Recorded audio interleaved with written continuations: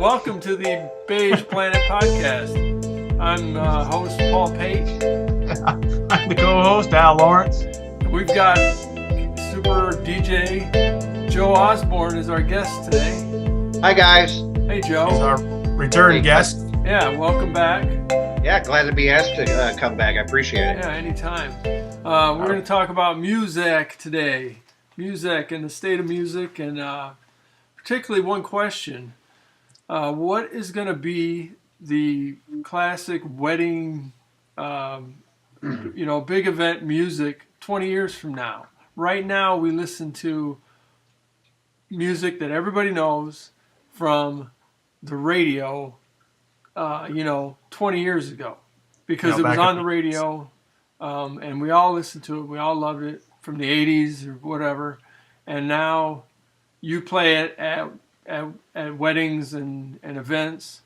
But 20 years from now, what are we going to be listening to? Because it's just the classics aren't on the radio. You know, people are listening to such diverse music in their iTunes and the MP3s. Right. I think Alfred could actually agree with me too, and you as well, Paul. But I think 20 years from now, the music of today is going to be considered the oldies. You know what I'm saying? So yeah. So like what, Beyonce and I don't. It's kind of funny to think of Beyonce to be an oldie, 20 years from now, but I mean it's pretty much what it's going to be. I was listening to something on Sirius XM the other day. I don't recall the song. I think it was like Pink. Love it. Get the party started, and they had the year, and I want to say it was like 2001. I was like, my God, are you serious? Like 12, 15 years have gone by since that song, and it just seems like it was like a couple years ago. Yeah, It's amazing how much time flies on particular styles of music. Yeah, I don't know. I just don't see today's music being played as a classic at like what Paul was talking about at a wedding. I mean, like weddings. I don't know if you, Joe, do, but I mean, you still throw out any 50s? Very rarely, and again, it depends on the wedding. I mean, most everybody nowadays is in the early 20s to maybe early 30s. But there are sometimes I've run into weddings where people are their second marriage or their third marriage in that 40 to 50 range. So just to appease a few guests, we do throw on the Motown or the 50s, like the Twist or Rockin' Robin or things like that. Okay. What about Cool and the Gang Celebration? It totally probably burnt out from every wedding DJ known to man. That and old time rock and roll. Cool and the Gang. Come on now. Yeah. There's been a resurgence in the love for the 80s music. And I think part of that's due is because of this bubblegum pop that's coming out, which is all nonsense. I would agree. There's more 80s cover bands than pretty much ever before. For some reason it's become the big thing lately, and big 80s parties, and I don't know what you've personally seen, Joe. No, I'd have to agree with you. I think the 80s and even parts of 70s disco are making a comeback, and you've seen, and I think we kind of covered that the last time we talked about like music sampling, because there's I'll use Will Smith again, that has used a few of the disco tunes to sample in some of his songs, like Sister Sledge. God, I'm trying to think of the other one, but I think you understand where I'm going with that. So they're reaching back. I mean, look at Robin Thicke with Blurred Lines sampling Marvin Gaye, Got to Give It Up. So they're reaching back because it's almost like you're running out of things to come up with. So let's come up with words, sample a little of this, change the tune around. I don't know. I heard George Clinton say that there's nothing new. nothing new. It's all. I would consider him very original, very creative. But he said it's nothing new. He doesn't mind. Sample him. He's going to sample you back. Yeah, maybe the word to use in place of that then is recycled. It's kind of like recycled. Kind of what Hollywood's doing. No, I was going to speaking of music. Actually, just want to take a quick somber note to recognize the passing of Joe Cocker today. Oh yeah, yeah. He was a great singer. Absolutely. So, speaking of great singers. All right, so on to our topic here. So music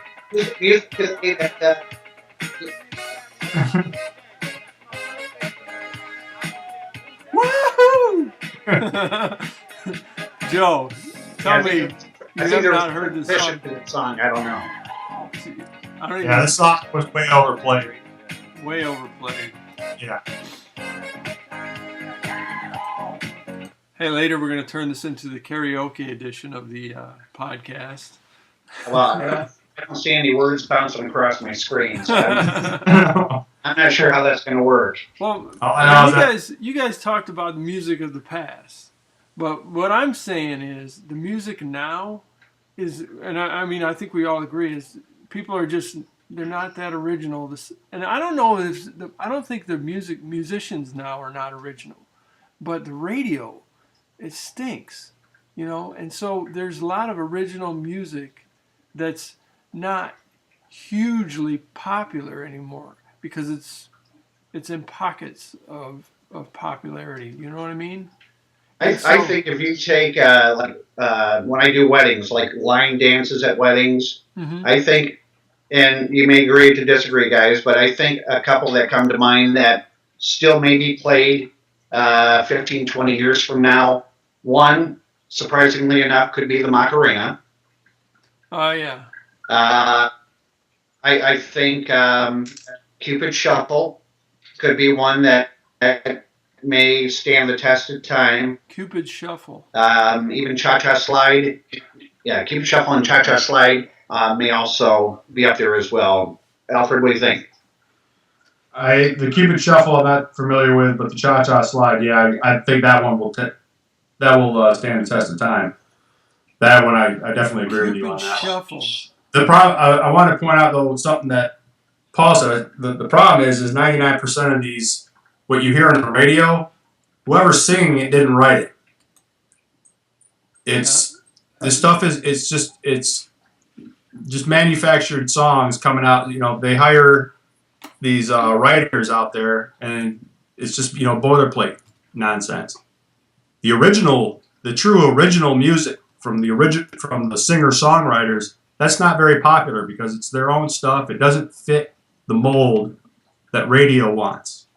Right. So it's hard to find. My partner and I, we actually subscribe to a service called Promo Only, and that's how we get the bulk feed of our new music that covers all different types of genre.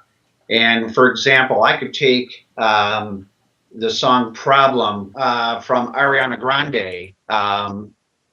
I may have the original from the artist, but then there may be like DJ Dubstep's remix version. So I may get a mainstream radio version that you'll hear in the radio. You might get an underground mix of that song or a club mix of that song. So they're always taking that and putting different spins on it. If it was originally somewhat slow from the original artist, and they'll make it faster and more club sappy. Take example like Ready for the World from Flint. They had a song called Love You Down, which was a slow song, but then they had the artist later on, and I don't recall her name, that made it more of a clubby dance tune. Yeah. Well, the song, it just reminded me, the song Wicked Game? Chris Isaac. Chris Isaacs. There's some female with a band, I believe, from South America. They took that song and made it into a club song. So, yeah, I know what you're talking about. That's they remix it into more of a club. What I was gonna say too, if you go to YouTube, you can look up some artists. You heard of songs, you want to see the video. Yeah, what was the other? You'll get you can find 3, 4, 5 different versions of it. You can. What was the song? Not the Cha Cha Slide, but the other one that you said was going to be classic, Joe. Cupid Shuffle. Cupid Shuffle. If I hear it, I'll probably know it, but I'm just not hip like the kids. I think those ones that I just mentioned have a lot more widespread appeal. I mean, there's one from Vic, The Wobble. Is this it? Yeah. Yeah. Okay, yeah, I know this song. Yeah. I think Pharrell, when he made Happy, I think he was copying this song.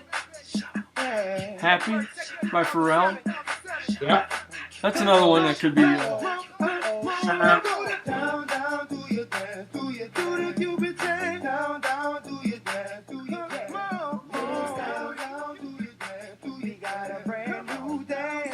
I think a lot of music.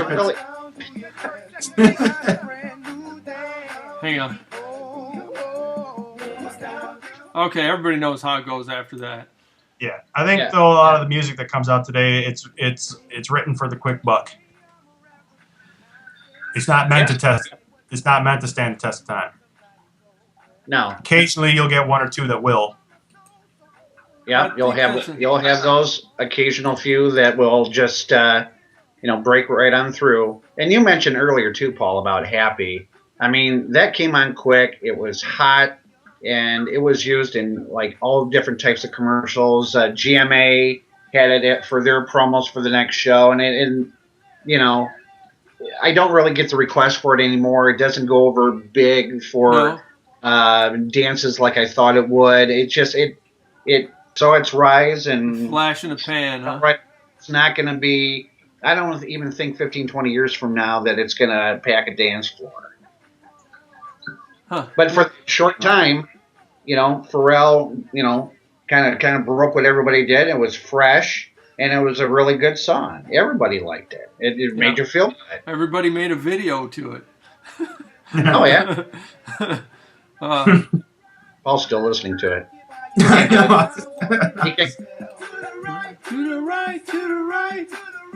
All right, I'm going to do Pharrell Happy.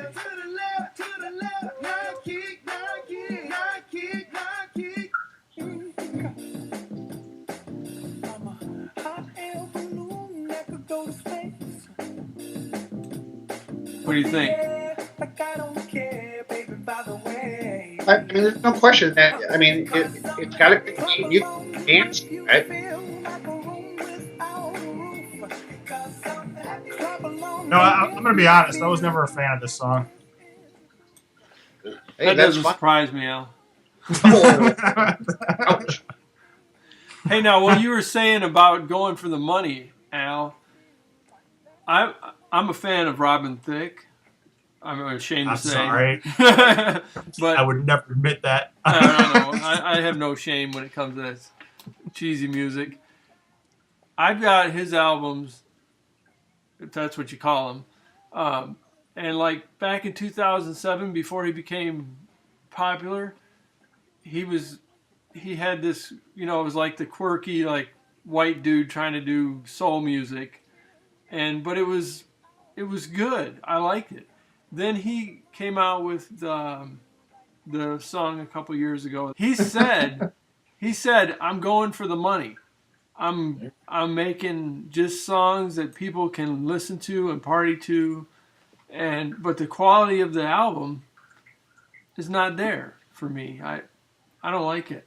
I liked it when he was doing something for the love of the music. You know what I mean?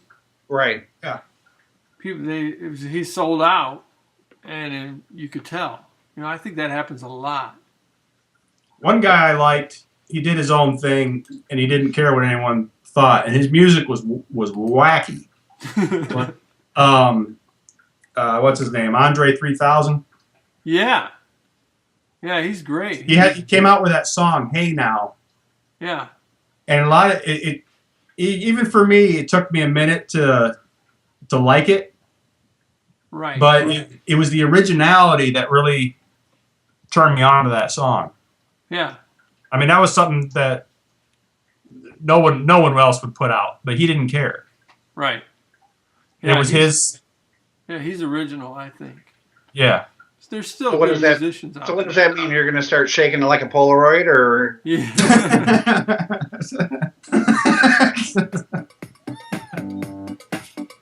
Hey. Yeah, this is Blurred Lines. Yeah. Oh, you mentioned it, yeah. Yeah.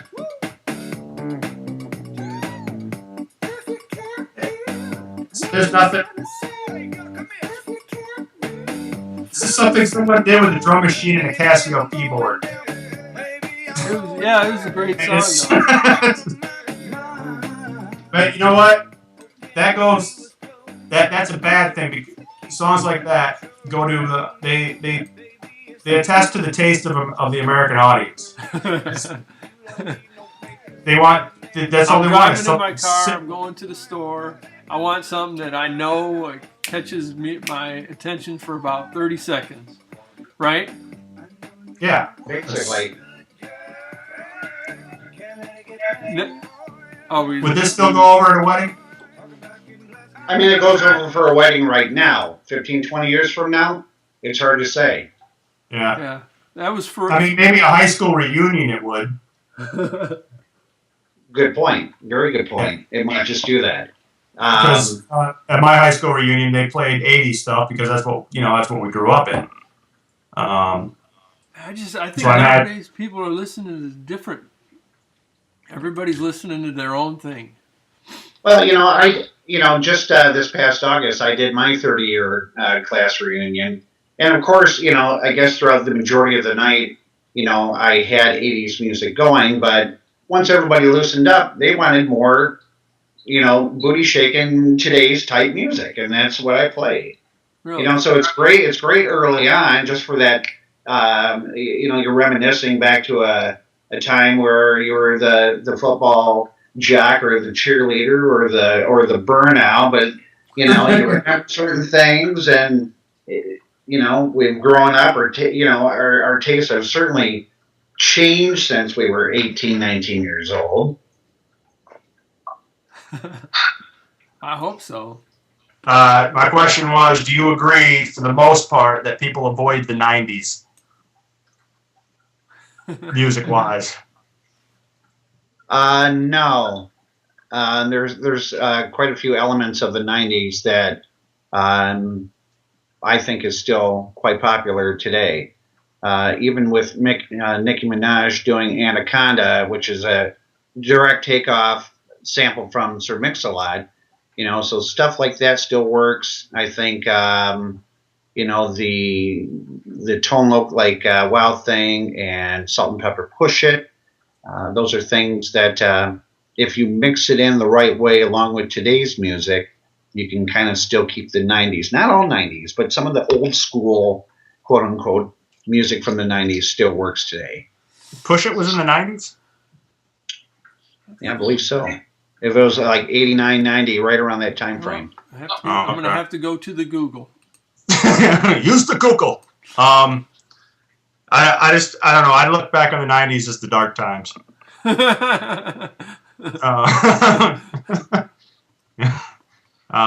As far as music, because I think that whole grunge thing kind of overshadowed. Yeah. Now, a lot of people forget that the 90s actually started off with, or ended with a great musical phenomenon called the boy bands, like NSYNC and Backstreet Boys. Just saying. All right, first you're a fan of Robin Thicke, and now we're advocating boy bands. This ought to be.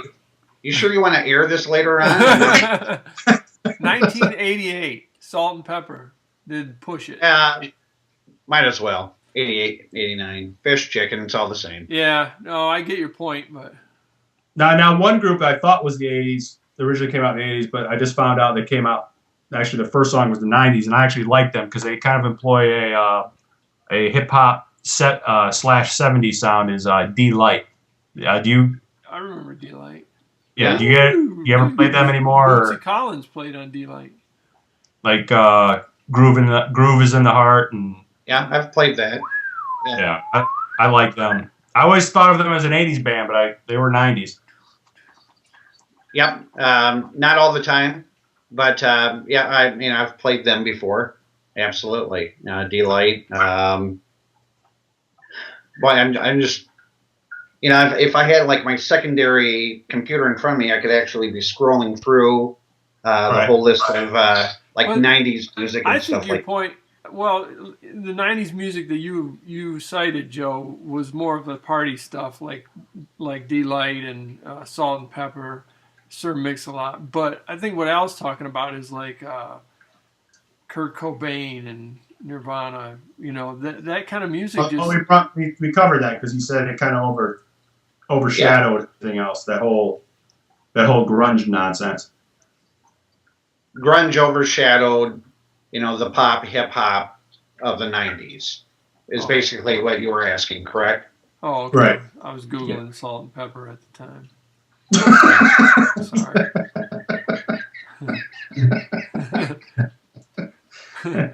Gotcha. But speaking of Salt and Pepper, though, they're either they got gambling debts or they're just flat broke because they appear in a Geico commercial now. Oh yeah, man. That's just a shame to see that. With that song, Push It. Yeah.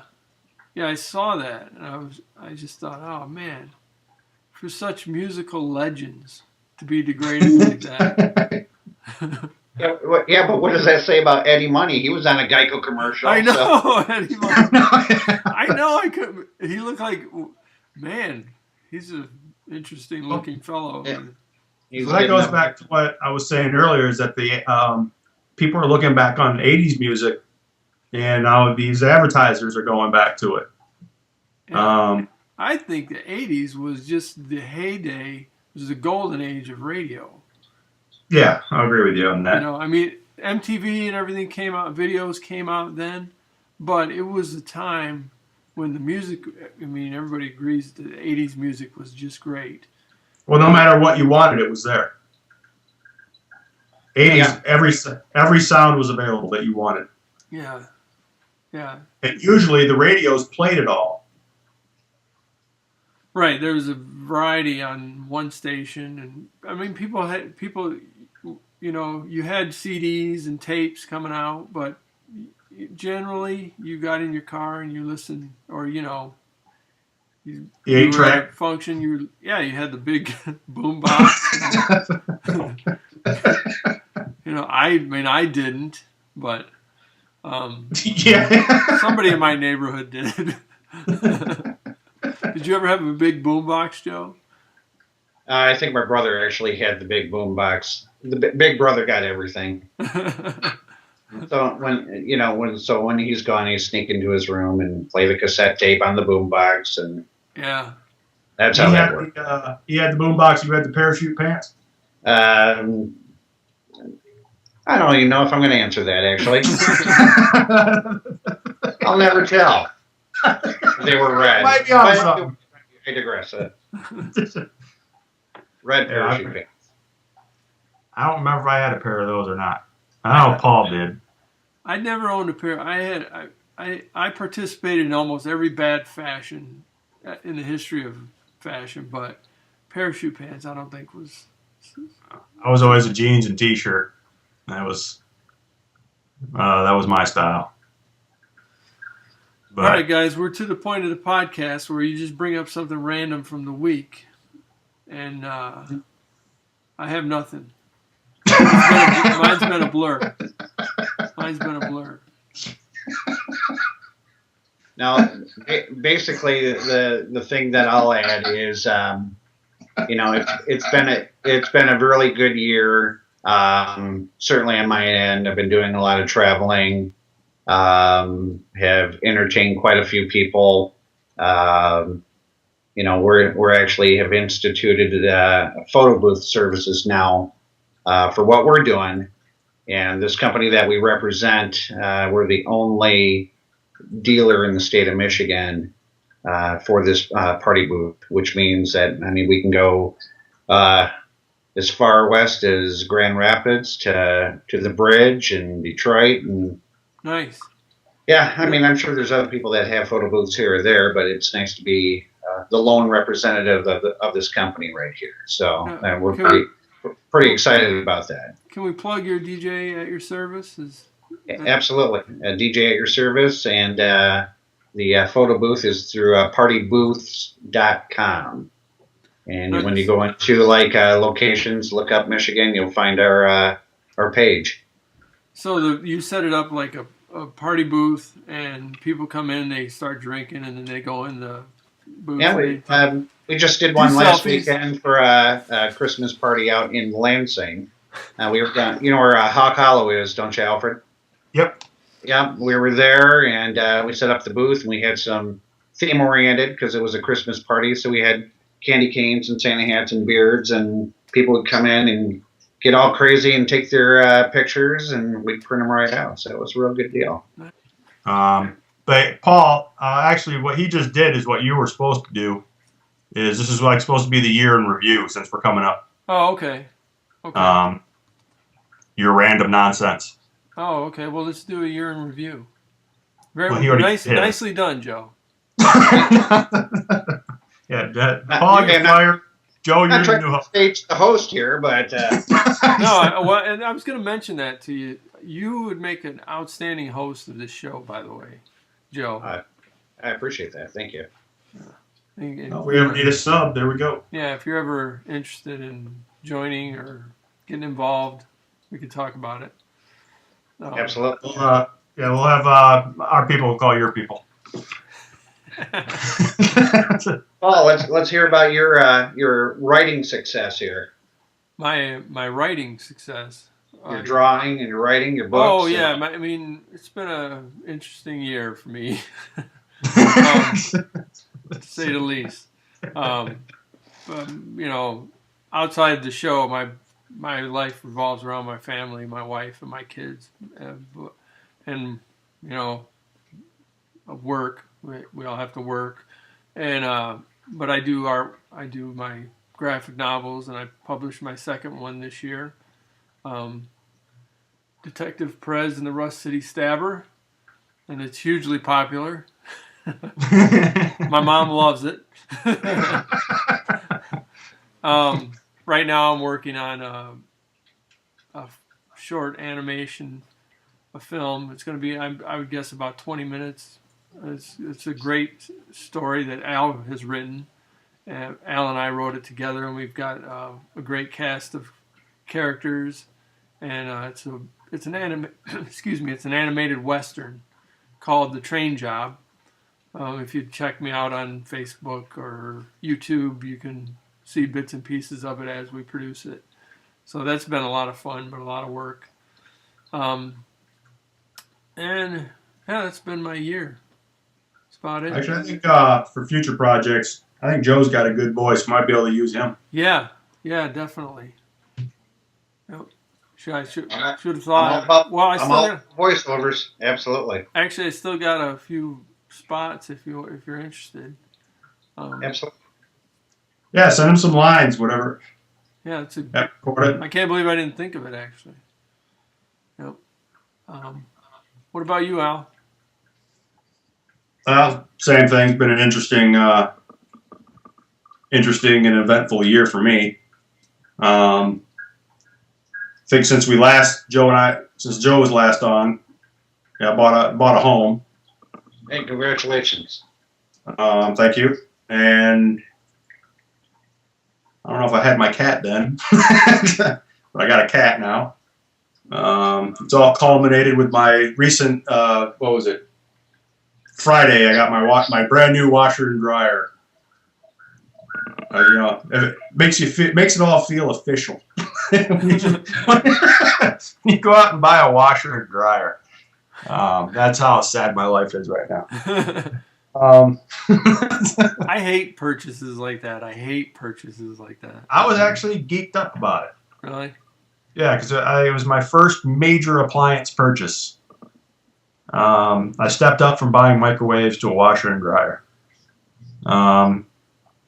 But other than that, yeah, my life's pretty much uneventful. Just go to work, and come home, and cry myself to sleep. All right, guys, hang on. Everybody get up.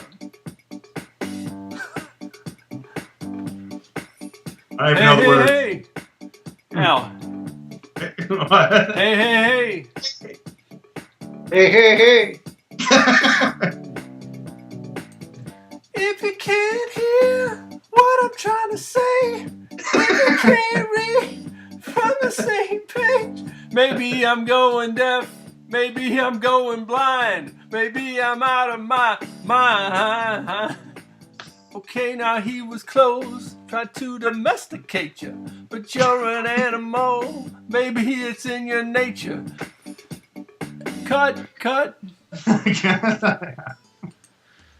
Thanks for coming on, Joe. That's been the Beige Planet Podcast. I'm Paul Pate.